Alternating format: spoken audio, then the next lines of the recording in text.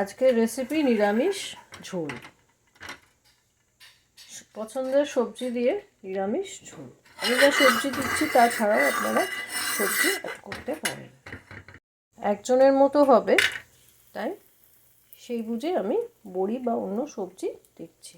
কাঁচা লঙ্কা, 5 ফোড়ন, আলু এগুলো সবার আগে দিয়ে দিলাম, তার সাথে বাকি সবজি। আমার বন্ধুর গাছে শিম টবে হয়েছে, শিম দিয়ে দিয়েছি।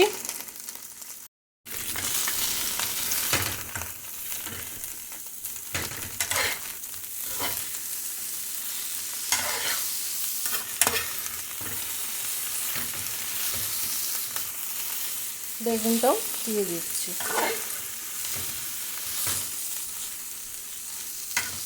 যে যেরকম সবজি দিতে চান সেরকমই দেবেন।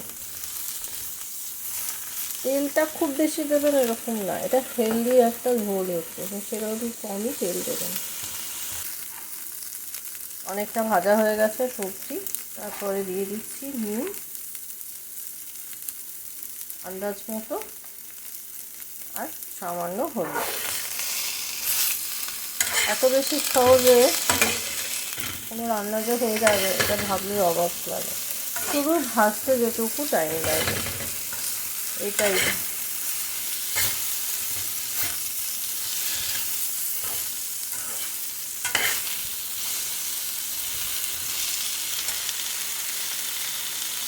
এবারে দিয়ে দিচ্ছি জিরে গুঁড়ো,